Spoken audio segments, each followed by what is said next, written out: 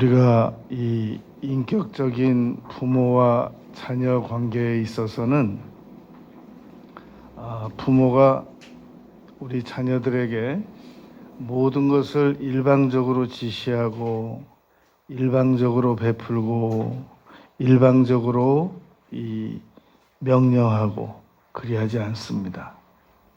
적어도 인격적인 관계라고 하는 것은 그 안에 질문이 있고 요청이 있고 답변이 있고 거절이 있고 그러한 것을 이 인격적인 관계라고 합니다.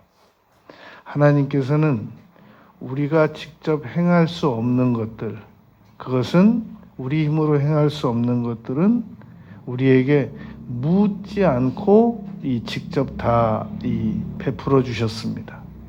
예를 들어서 천지창조를 우리 인간의 도움을 받거나 협조를 받거나 질문하시고 나서 필요하냐 그렇게 해서 주신 일이 없으시단 말입니다. 그리고 십자가에 매달려서 피 흘리고 죽어주시는 것, 그런 것들은 우리와 일체 상의하시거나 우리에게 의견을 물으시거나 그러지 않으셨단 말입니다. 그러나 하나님께서 우리에게 어떠한 것들을 주시기를 원하실 때는 반드시 믿음을 요구하시고 기도를 요청하시고 그렇게 하셨습니다. 그래서 구원도 아무에게나 베푸시는 것이 아니라 정확하게 마음으로 믿고 입으로 시인하는 사람들에게만 허락하시는 것이 이 구원입니다. 그리고 히브리서 11장 6절에 보면 상도 하나님께서 계신 것을 믿고 찾는 자들, 찾아 나오는 자들에게 상도 주시는 거지 그냥 일방적으로 베푸시지 않는다는 겁니다. 그런데 우리 신앙인들이 잘못 생각하는 게 있는데 마치 우리 사람과 반려견과의 관계를 우리 사람과 하나님과의 관계에서도 자주 적용을 시키고 유사하게 생각해 버릇하려고 한단 말입니다. 우리 반려견을 양육하는 사람들은 반려견에게 털 좀 깎아도 되겠냐 그런 거 안 묻습니다. 그리고 어떻게 깎아주면 좋겠냐 그런 거 안 묻습니다. 주인이 일방적으로 옷 입히고 싶으면 옷 입히고 그리고 커트하고 싶으면 커트하고 신발 신기고 싶으면 신발 신기고 주인이 모든 걸 일방적으로 결정합니다. 그런데 많은 신앙인들이 하나님께서도 우리에게 혹시 그리하실 줄 알고 좀 알아서 해주시면 안 되나? 좀 내 마음 다 아시니까 그냥 내가 기도 안 해도 알아서 척척 베풀어 주시면 안 되나? 이런 생각들을 가지고 있단 말입니다. 그러나 그런 기대는 우리가 이 세상에서 억만 년을 살아도 이루어지지 않습니다. 오늘 본문 말씀에 보면 우리가 이 6가지를 정확하게 이해해야만 이 믿음의 결과를 얻게 될 수 있다는 것을 알 수 있습니다. 1절, 2절, 3절 히브리서 11장 1절, 2절, 3절에서 저희들이 정확하게 6가지의 개념을 파악을 해야만 현재 눈에 안 보이는 것들이 우리에게 다가와지고 이루어질 수 있다는 것을 우리가 잘 깨달아야 하겠습니다. 이 믿음이라고 하는 것은 이것입니다, 저것입니다 이렇게 손으로 가리킬 수 있는 게 아니란 말입니다. 그런데도 불구하고 하나님께서는 믿음이 없이는 하나님을 기쁘시게 못하나니라고 분명히 말씀하셨단 말입니다. 히브리서 기자가 그랬단 말입니다. 누가복음 18장 8절에서 인자가 올 때 믿음을 보겠느냐라고 예수님께서도 말씀하셨단 말입니다. 우리는 아직 믿음이 무엇인지 믿음에 대한 정의도 내리지 못하고 있는 상황인데 성경은 마치 믿음이 눈앞에 있는 것처럼 그 믿음이 없는 자는 있는 자는 그리고 인자가 올 때 믿음을 보겠다라고 단호하게 말씀하셨단 말입니다. 그러므로 우리는 성경을 통해서 믿음이 무엇인지 그리고 그 믿음을 어떻게 활용해야 되는지 오늘 분명히 해답을 얻어야 하겠습니다. 오늘 본문 말씀에서 첫 번째로 우리가 기억해낼 것은 믿음은 그랬을 때 이 믿음을 알기 위해서 믿음의 정의를 히브리서 기자는 히브리서 11장 1절에서 첫째가 바라는 것들이다 라고 말했단 말입니다. 믿음은 바라는 것들이 있어야 한다. 여러분, 현재 있는 걸 누가 바라겠습니까? 눈앞에 있는데. 그러므로 바라는 것들이라는 것은 우리 눈에 보이지 않는 것들입니다. 아직 나타나지 않은 것들입니다. 그래서 3절 말씀에 보면 보이는 것은 나타난 것으로 말미암아 된 것이 아니라 바라며 결과로 나타났다는 거예요. 바라는 결과로 나타난 거지 보이는 것은 나타난 것으로 말미암아 된 것이 아니라 눈앞에 있는 걸 누가 구하겠냐, 누가 기대하겠느냐, 누가 바라겠느냐라는 겁니다. 그래서 우리가 믿음이란 무엇인가를 이해하기 위해서 첫 번째로 이해해야 될 것이 바라는 것들이 있어야만 결과로 믿음의 결과가 나타난다는 겁니다.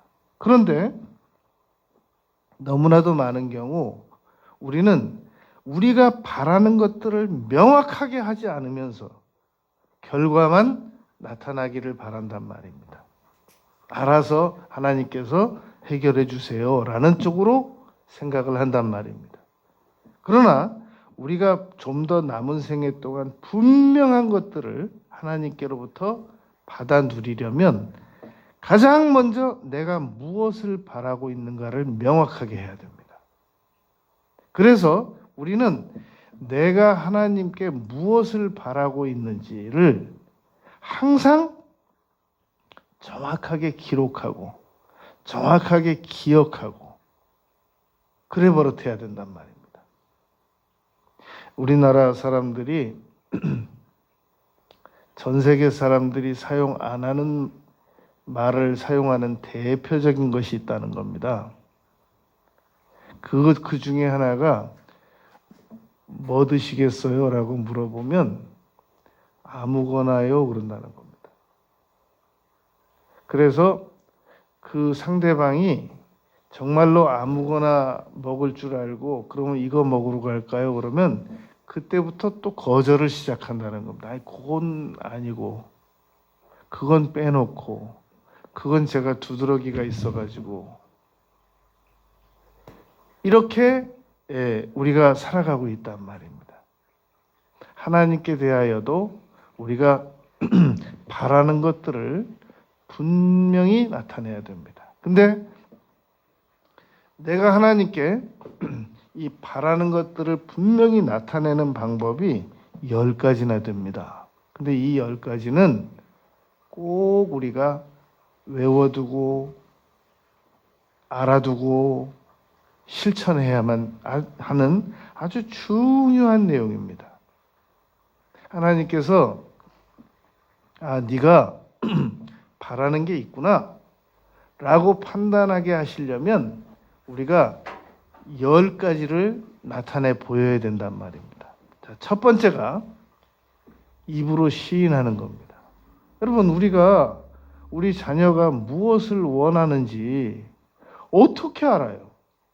입으로 시인해서 엄마 이거 사줘, 아빠 저거 사주세요, 엄마 이거 먹고 싶어요. 입으로 시인하니까 알게 되는 것이란 말입니다. 그런데 어떻게 우리는 하나님께 입으로 시인하지 않으면서 하나님께서 나의 마음을 다 읽으셔가지고 내가 바라는 것들을 알아서 주기를 원하시냔 말입니다. 그거는 안 됩니다. 그래서 하나님께서는 구원도 분명히 마음으로 원하고 입으로 시인해라 라고 말씀했습니다. 구원받기를 원합니다 라고 시인해라 라고 로마서 10장 9절 10절에서 바울 사도를 통해서 우리에게 말씀하셨단 말입니다. 그러니까 내가 무엇인가를 바라는 것이 있을 때는 번거롭더라도 분명히 입을 열어서 시인해 버릇해야 됩니다. 그래서 우리가 그러지 않습니까? 가까운 사이에서도 그렇게 말한단 말입니다. 아, 말을 하지 그랬어. 아, 그러면 그걸 얘기를 했어야지. 그래서 여러분, 어느 아내가 남편에게 저녁 해가 질 때쯤 그렇게 얘기했다고 하지 않습니까? 오늘 내가 바닷가 좀 다녀오자고 그랬는데 어떻게 그렇게 바닷가도 안 가고 무시할 수가 있어요? 당신이 언제 나한테 바닷가 가자고 그랬어? 이 부인은 자기가 남편에게 바닷가 근처에 바닷가 좀 갔다 오자고 얘기를 한 줄로 착각하고 있는 거예요. 근데 남편은 아내에게 그런 요구를 들어본 적이 없단 말입니다. 아내가 잘 생각해 보니까 자기가 남편에게 바닷가 가자, 근처 바닷가 다녀오자는 말을 하지 않고 오늘 참 날씨 좋다라고 말했단 말입니다. 그러니까 아내는 오늘 날씨 참 좋다라고 말하면 남편이 바닷가 갔다 오자는 말이지라고 알아듣고 갔다가 올 줄 알았단 말입니다. 근데 그게 커뮤니케이션이 이루어지지 않았단 말입니다. 말을 하지 그랬어. 그런 것처럼 여러분, 우리가 하나님께 무엇인가를 이 바라는 것을 나타낼 때는 분명히 입을 열어서 시인해 버릇해야 됩니다. 물론 하나님은 다 아시죠.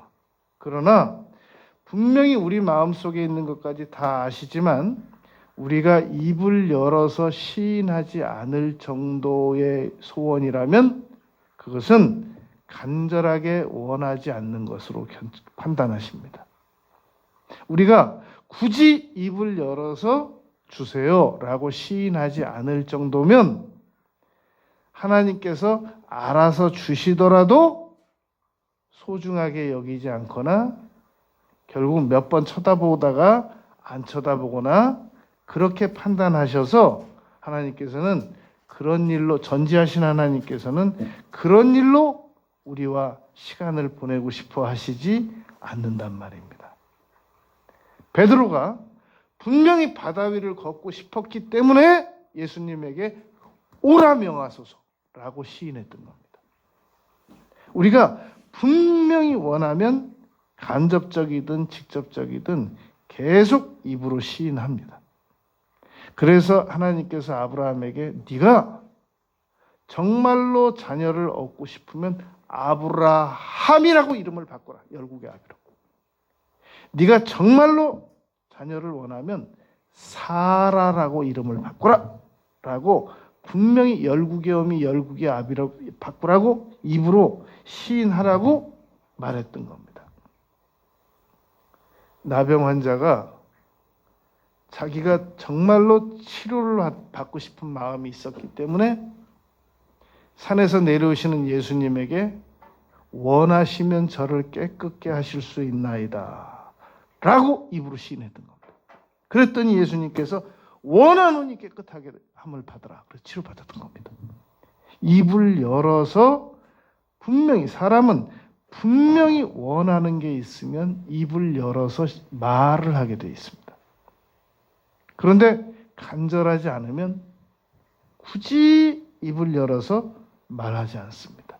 그냥 알아서 처리해 주기를 바라고 기다리고 있단 말입니다. 두 번째, 하나님께 우리가 바라는 것을 정확하게 전달하는 방법은 행동하는 겁니다. 여러분, 야고보서 2장 14절, 17절, 26절에 보면 행함이 없는 믿음은 죽은 믿음이라고 그랬습니다. 그러니까 행동이 뒤따라가지 않는 믿음은 엄밀히 말하면 정확하게 믿고 싶지 않은 겁니다. 그래서 행동을 할 때, 몸을 움직일 때, 우리가 어디 가고 싶은 방향이 있으면 말은 안 하더라도 몸이 그쪽 방향으로 벌써 이렇게 향하고 있습니다. 제가 여러분 등산을 오래 하면서 깨닫게 된 겁니다. 저 사람이 지금 저 의자에 앉아 있다가 오른쪽으로 갈 건가 왼쪽으로 갈 건가, 이건 제가 어디 심리학 책에서 본 게 아니에요. 오랜 등산의 결과를 놓고 하다가 체득적으로 깨달은 겁니다. 저 사람이 지금 저 의자에 잠깐 쉬었다가 오른쪽으로 갈 건가 왼쪽으로 갈 건가, 거의 확률 99%입니다. 짐이 오른쪽에 있는 사람은 왼쪽으로 갑니다. 사람은 자기가 가는 길을 막아두지 않습니다. 의자에 앉아 있는데 배낭을 왼쪽에 둔 사람은 일어나서 배낭 메고 오른쪽으로 갑니다. 이건 제가 체험적으로 본 거예요. 그리고 저 스스로도 안 돼요, 이게. 왼쪽으로 갈 건데 내가 짐을 왼쪽으로 안 놔줘요. 아무리 놓으려고 해도. 사람은 행동을 잘 보면 그 바라는 것을 알 수 있습니다. 그래서 그 사람이 다음에 어디로 가고 싶은가를 미리 알아보는 방법은 발끝이 어디가 있나 보라고 그러지 않습니까? 발끝이 말은 안 해도 자기가 가고 싶은 쪽으로 지금 발이 향해 있단 말입니다. 그래서 잠언 4장 23절에서는 무릇 지킬 만한 것보다 더욱 내 마음을 지키라 그러면서 마음을 지킬 때 눈 지키고 그리고 발 지키라고 그랬단 말입니다. 입 지키고 눈 지키고 입 지키고 그리고 손 지키고 발 지키고. 행동을 보면 하나님께서 네가 믿음이 있구나, 네가 바라는 게 있구나. 우리는 여러분 사람은 이렇게 바디랭귀지를 다 몰라도 하나님께서는 우리의 행동을 보면 아신단 말입니다. 그래서 마가복음 2장에 보면 중풍병자를 메고 지붕을 뜯었을 때 예수님께서 마가복음 2장 5절 믿음을 보시고라고 기록했던 겁니다. 지붕 뜯는 거 뜯어서 그 중풍병자를 내릴 정도를 보시면서 믿음이 있다, 믿음을 보시고라고 기록했던 것이란 말입니다. 그러니까 행동하지 않으면서 자신의 믿음을 증명하려고 하는 것은 그것은 너무 지나친 기대입니다. 하나님께 하나님 내가 바랍니다 라고 하는 것을 전달하는 세 번째 방법은 기대입니다. 기대하는 겁니다. 그래서 여호와께서 너의 마음의 소원을 이루어 주시리로다. 시편 37편 4절 말씀처럼 내 입을 넓게 열라 라고 말했단 말입니다. 여러분, 하나님께 아무 기대도 없어요. 저는 그냥 제가 벌어서 제가 먹고 살고 싶어요. 그냥 하나님께서 뭘 해주시는 거 말고 저는 그냥 제가 하는 일이나 잘 됐으면 좋겠어요. 그것도 기대예요. 내가 하는 일이나 잘 됐으면 좋겠다고 하는 것도 그것도 여러분 기대입니다. 그런데 하나님께서는 정확하게 하나님에게 기대하기를 원하신단 말입니다. 하나님께 의지하기를 원하신단 말입니다. 이거는 하나님, 제가 여기까지는 제가 할 수 있어요. 근데 이 이상은 제 힘으로 할 수 없습니다. 그러므로 하나님, 제가 하나님의 도움을 기대합니다. 그러면 하나님께서는 네가 나에게 바라는 게 있구나. 나를 믿어주는구나. 의지하는구나. 그렇게 생각하신단 말입니다. 네 번째, 우리가 목표를 분명하게 세워버릇하면 하나님께서는 네가 나에게 바라는 게 있구나. 물론 목표도 하나님 도움 다 필요 없고 내 힘으로만 내가 내 목표를 내가 세우고 내가 이루려고 하는 사람들은 해당 안 됩니다. 그런데 분명히 목표를 세워요.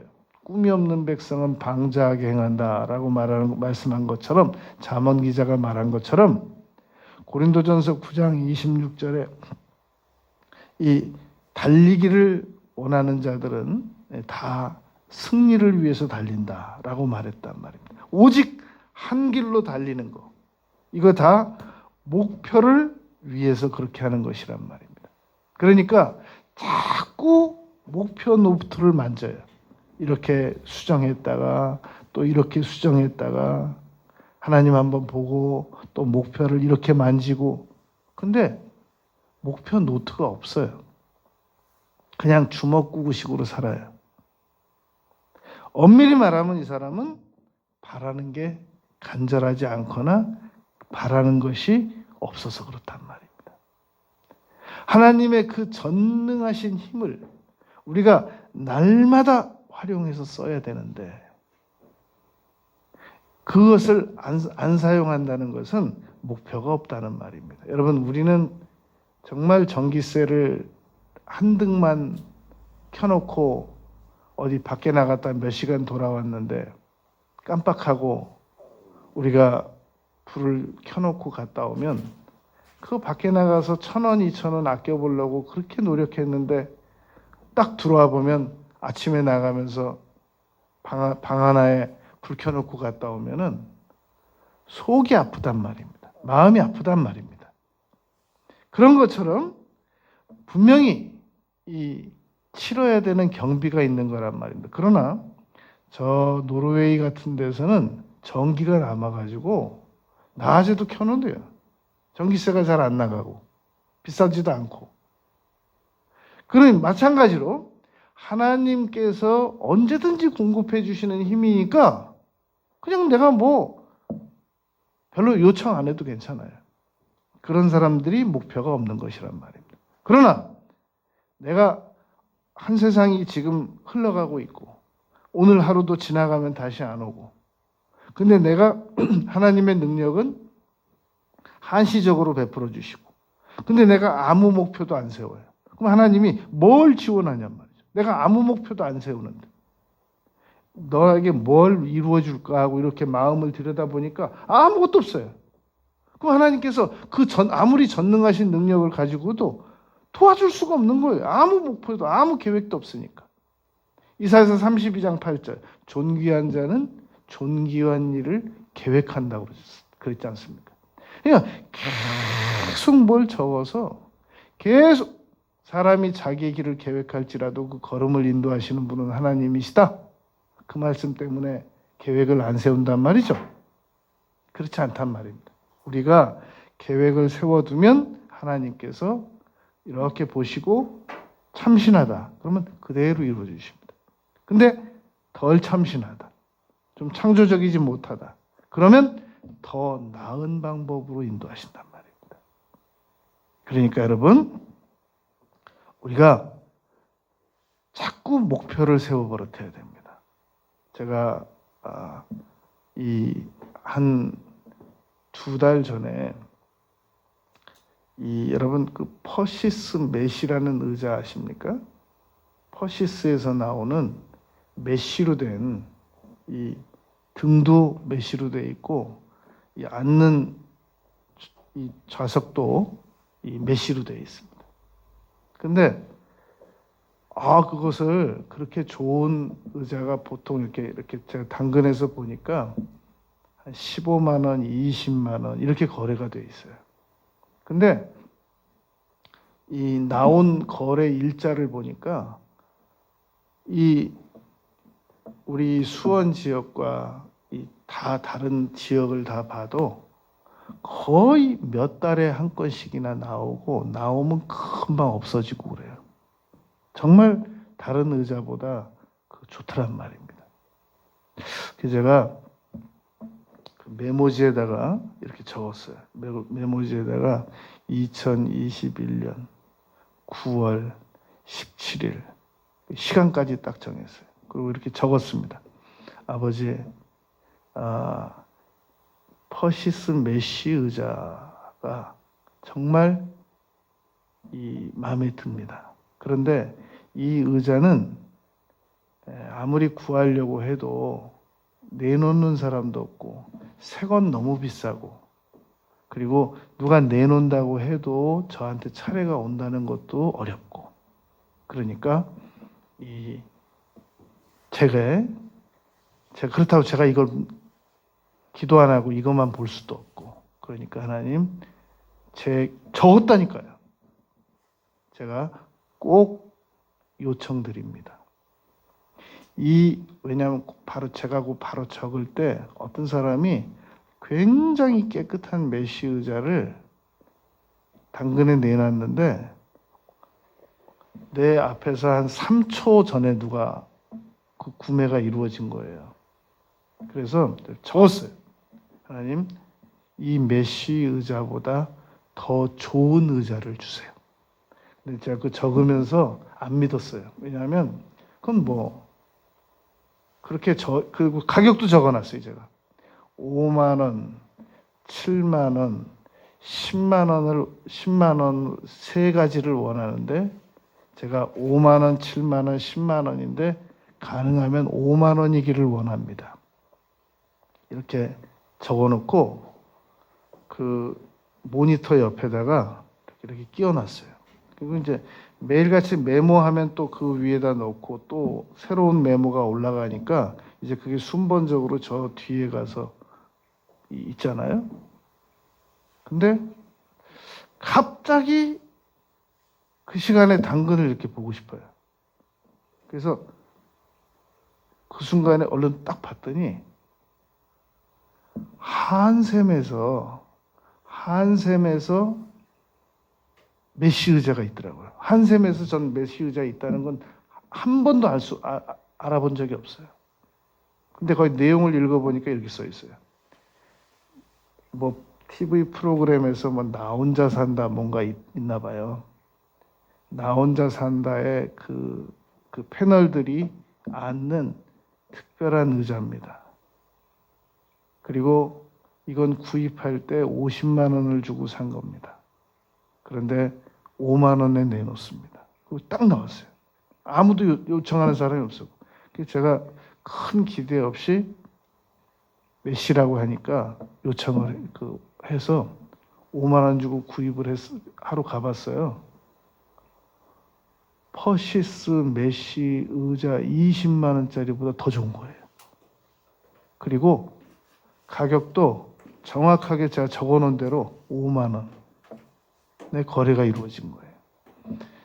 제가 그것을 받아서 지금 제 그 서재에 목양실 서재에 딱 놨는데 퍼시스보다 훨씬 넓고요. 그리고 퍼시스는 이 헤드라이트가 별로예요. 근데 그거는 아주 정확하게 넓고 그리고 언제 한샘에서 그런 고급 의자를 만들어냈는지를 모르겠어요. 이건 평생 못 만날 것 같아요. 돈을 줘도. 중요한 것은 하나님께서 그것을 알고 계셨다는 거예요. 제가 하나님께서 이런 작은 거 하나에도 주의 종의 기도를 정확하게 들으시고 적으라! 그래서 정확하게 적고 날짜까지, 가격까지 구체적으로 기도를 해드릴수록 하나님께서는 정말 실력을 나타내 보이실 수 있으시단 말입니다. 저는 오래전에 청년 때 그 조영기 목사님의 간증을 들었거든요. 1960년대 그 대조동에서 자전거 타고 이 신방 다니고 그러던 고무신 신고 천막에서 그럴 때 하나님 제게 자전거도 주시고 더 좋은 자전거도 주시고 책상도 주시고 의자도 주시고 계속 몇 달을 기도했는데도 응답이 안 오더래요.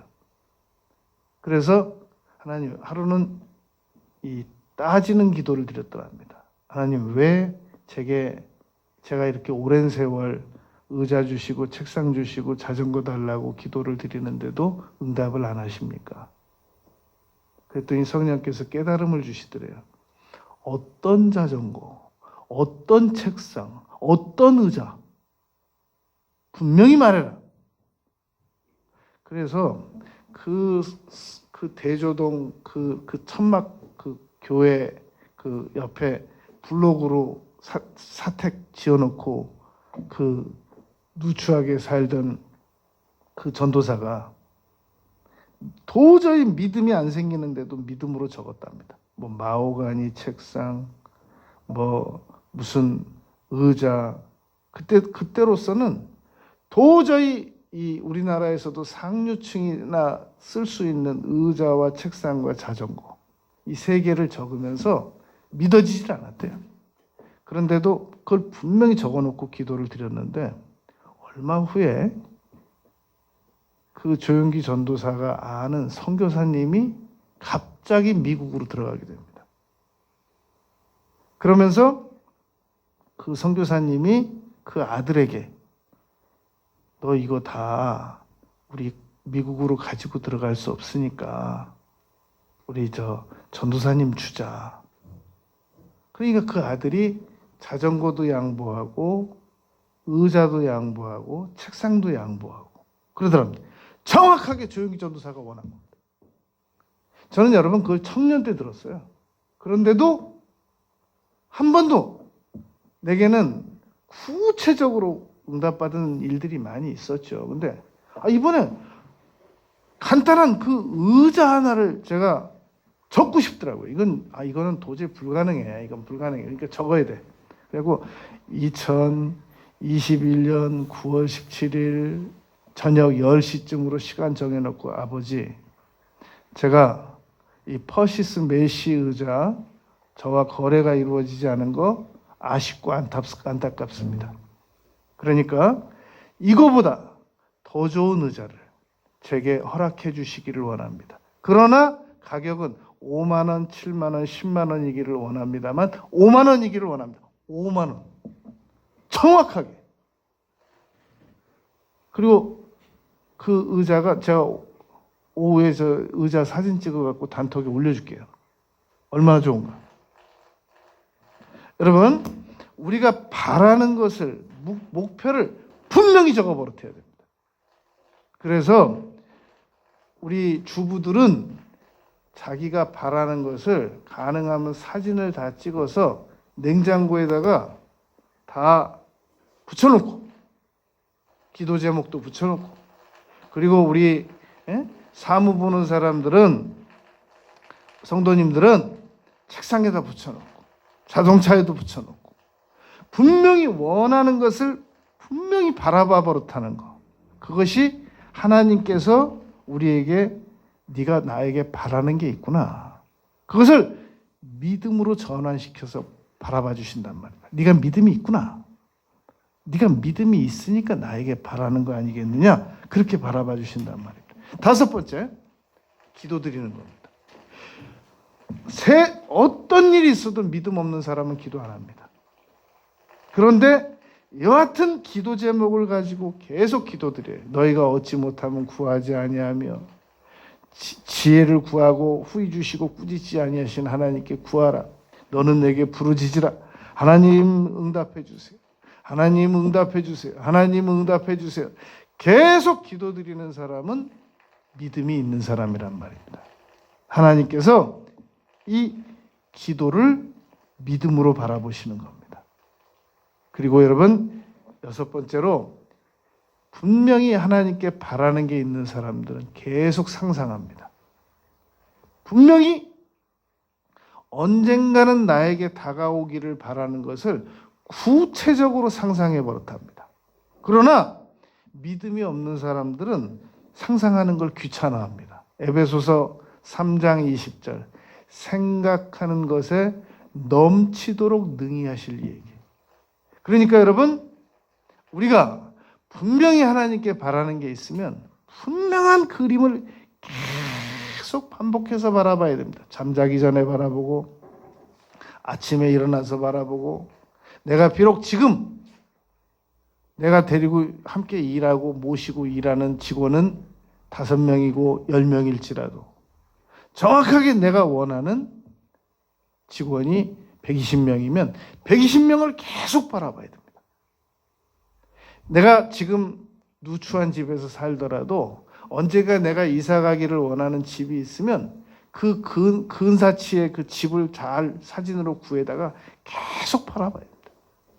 내가 지금 타고 있는 차가 앞으로 영원히 탈 차라고 그러면 안 그래도 됩니다. 그러나 언젠가 내가 분명히 타고 싶은 차가 있으면 사진을 구해다가 계속 바라봐야 됩니다. 그러면 하나님께서 네가 그것을 계속 바라보는 거 보니까 믿음이 있구나 라고 여기신단 말입니다. 여러분, 어느 능력 있는 부모가 어느 자녀가 원하는 걸 이루어주지 않습니까? 능력 없는 부모가 못 이루어주는 거지, 능력 있는 부모가 어떤 자녀의 부탁을 안 이루어주겠습니까? 그러니까 우리가 계속해서 상상하는 일에 게으른 거는 하나님께서 능력이 없으셔서 우리가 게으른 것도 아니고, 그것이 안 믿어지니까, 내가 아무리 상상해도 그건 그냥 헛공상으로 끝날 거니까, 그래서 내가 안 상상하는 거란 말입니다. 그러나 전능하신 하나님 입장에서 볼 때는 우리가 계속 생각으로 상상을 하고 또 상상하고 또 그리고 막 유사품을 적고 갖다 붙이고 그러면 그 상상이 이루어진단 말입니다. 여러분, 저는 그 시크릿이라는 그 책이 있습니다. 서점에서 몇 년 전에 나왔죠. 호주에 있는 어느 그 여성 PD가 그 상상의 결과로 이루어진 일들에 대해서 이 많은 자료를 모아가지고 그 책을 저술한 겁니다. 저는 거기에 나온 다른 내용들은 이렇게 마음에 와닿지 않았었습니다. 근데 딱 하나 와닿은 것은 이 여성이 자기는 55kg의 체중이 되기를 원했다는 겁니다. 근데 아무리 운동을 하고 아무리 다이어트 약을 먹고 그래도 55kg가 안 되더래요. 항상 60kg, 62kg 막. 그래서 어느 날 자기가 55kg가 되는 상상을 계속하기 시작했답니다. 그랬더니 어떤 일이 일어나냐면 딱 먹고 싶은 음식과 먹고 싶지 않은 음식이 자연스럽게 자기에게 이렇게 선별이 되더라는 겁니다. 그리고 지금 벌써 10년이 넘게 55kg의 체중을 그대로 유지했다는 겁니다. 하고 있다는 겁니다. 여러분, 이 상상력이라는 거 굉장한 위력이 있습니다. 아인슈타인 박사가 상상이 실질적인 노력보다 더 강한 힘이라고 그러지 않습니까? 그러니까 우리가 상상을 했다 안 했다 해서 그렇지 계속 상상하면 하나님께서 네가 그걸 믿음이 있구나 라고 생각하고 이루어 주신단 말입니다. 이 나쁜 사람들이 하는 상상은 어떻게 되느냐? 나쁜 사람들이 하는 상상도 상상이 얼마나 힘이 강한지 일시적으로 이루어집니다. 나중에 심판받죠. 히틀러 같이. 그러나 우리가 정말 믿음의 상상을 하게 되면 하나님께서는 이루어 주신단 말입니다. 7번째, 준비 잘하는 거. 열심히 눈만 뜨면 준비해요. 분명히 창세기 3장 17절 19절에 보면 우리 사람은 수고하고 땀을 흘려야 먹고 산다고 그랬거든요. 그러니까 봄에 열심히 농부가 나와서 농사 짓는 일을 열심히 준비하는 건 그 사람이 가을에 추수할 걸 믿기 때문에 그러는 거예요. 가을에 추수할 일이 안 믿어지는 사람이 누가 봄에 씨 뿌리냔 말이죠. 그러니까 우리가 계속해서 하나님 앞에, 여러분, 노아가 120년 후에 비가 올 것이 믿어졌기 때문에 방주 만들었지. 비가 올 게 믿어지지도 않는데 방주를 만들었겠냔 말입니다. 준비한다는 것은 곧 믿음이 있는 것이란 말입니다. 근데 아무 준비도 안 해요. 우리가 벌써 10년 전부터 무엇인가를 위해서 준비해 왔다면 우리는 여러분 이미 10년 동안 준비한 사람이 되는 겁니다. 자, 질문하겠습니다. 10년 전부터 무엇을 준비해 오셨습니까? 외국어를 준비하셨습니까? 무슨 체력을 준비하셨습니까? 어떤 기술을 준비해 오셨습니까? 많은 분들이 그렇게 말하거든요. 나는 지금까지 뭐하고 살았나 몰라. 나는 주변 사람들이 뭔가 많은 걸 이렇게 성취해가지고 어느 날 상도 받고 어느 날 성취가 이루어져가지고 주변 사람들로부터 축하도 받고 그러면 그때 입에서 꺼내는 말입니다. 나는 뭐 했나 몰라. 그 말은 나는 왜 준비를 안 했을까? 라는 말과 같은 겁니다. 여러분, 안 늦었습니다. 오늘부터라도 제가 어저께도 계산해 봤어요. 어젯밤에 기도드리면서 2021년이니까 2029년 12월 31일까지 2029년 12월 31일이 월요일이더라고요. 제가 달력을 조사해 봤어요. 2029년 12월 31일이 무슨 요일일까? 그게 여러분 제가 괜히 궁금했겠습니까? 아무 준비도 안 하는 사람이 월요일이더라고요. 월요일. 그래서 2029년 12월 31일까지 뭔가를 이루고 그리고 2030년 1월 1일을 내가 맞이해야 되겠구나. 여러분, 제가 2021년이 아니라 2010년 1월 1일 날 우리 성도님들에게 말했어요. 여러분, 2019년 12월 31일 금방 옵니다. 몇 밤 자면 옵니다. 그러니까 우리 지금 2010년 1월 1일이니까 2019년 12월 31일이 되기 전까지 열심히 삽시다. 벌써 지났잖아요. 2019년 12월 31일이 지나가지고 2020년 1월 1일이 지났잖아요.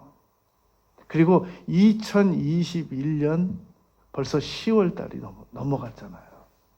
그래도 아직도 여러분 7년이 더 남았어요. 아직 2029년 12월 31일까지는 그 기간 안에 올림픽이 2번 치러져야 되고요. 아시안 게임이 몇 번 이루어져야 돼요. 별거 다 할 수 있어요. 제가 얼마 전에 어떤 분하고 상담하면서 얘기했어요. 지금 연세가 얼마세요? 58이래요. 딱 얘기하세요. 몇 살까지 살았으면 좋겠어요? 저는 그냥 80살까지만 살았으면 좋겠어요. 근데 너무 안타깝더라고요. 100세 시대가 왔는데 이분이 58인데 80, 그럼 뭐 22년만 살고 말겠다는 거예요, 지금. 그랬더니 근데 오죽했으면 내가 그건 자율적으로 알아서 해야 될 일인데 오죽하면 너무 안타까워서 조금만 더 삽시다고. 그랬더니 그러면 뭐 85년까지 살아볼까요? 인심 쓰듯이. 그래서 이 양 부르는 거 한 90살 부르든지. 여러분, 사람들이 그렇게 꿈을 아무나 가지지 않습니다. 하나님께서 전능하시고 이 세상이 좋아져 가고 있고 그러기 때문에 얼마든지 더 준비를 해나가고 그러면 훨씬 더 좋은 세상을 만날 수 있을 것인데 의외로 사람들이 그런 것에 흥미를 못 느낍니다. 그냥 대략 이렇게 살다 가면 된다. 나는 뭐 큰 꿈도 없어요. 그냥 뭐 우리 가족들 몸 안 아프고 그냥 걱정 없이 지금처럼 더두덜도 말고 지금처럼 살다 갔으면 좋겠어요. 대략 그 정도입니다. 그러지 말란 말입니다. 믿음은 바라는 것들이 분명히 있어야 됩니다. 여러분, 예수님의 이름으로 명령하는 사람들을 하나님께서는 믿음이 있다고 보십니다. 여러분, 우리가 지난 10년 전부터 예수님의 이름으로 꾸준히 명령해 왔더라면 지금 아직 이루어지지 않은 일들 중에서 많은 일들이 이루어졌을 겁니다. 왜냐하면 요한복음 17장에서 예수라는 이름은 하나님께서 예수님에게 주신 이름이라고 그랬거든요. 전능하신 하나님, 삼위일체 하나님이 되시는 이름이란 말입니다. 그걸 베드로와 요한은 사도행전 3장에서 나에게 은과 금은 없다. 그러나 내가 내게 나사렛 예수 그리스도 이름으로 내게 명하노니 일어나 걸으라 라고 사용했더니 나면서부터 안진뱅이 된 사람이 40세 만에 뛰어 걷는 역사가 나타났단 말입니다. 왜 여러분 똑같은 한 세상을 사는데 그 시기에 베드로와 요한처럼 한 시대를 사는 사람들이 많았거든요. 그 시대도. 그래서 여러분 누가복음 4장에서 얘기했던 겁니다.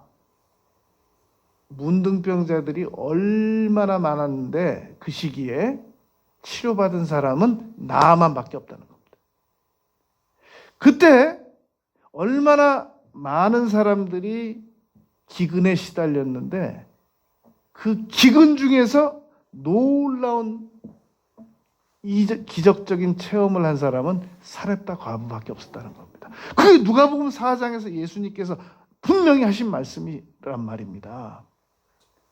분명히 베드로와 요한이 그때 성전에 기도하러 갈 때 오후 3시에 그 시대를 살던 사람이 많았거든요. 근데 그 시기에 예수님의 이름을 정확하게 사용한 사람은 베드로와 요한밖에 없었어요. 오늘날도 여러분 많은 사람들에게 전 세계 모든 그리스도인들에게 예수 그리스도의 이름은 얼마든지 노출되어 있습니다. 사용할 수 있는 허락이 이루어져 있단 말입니다. 이건 세금도 안 내요.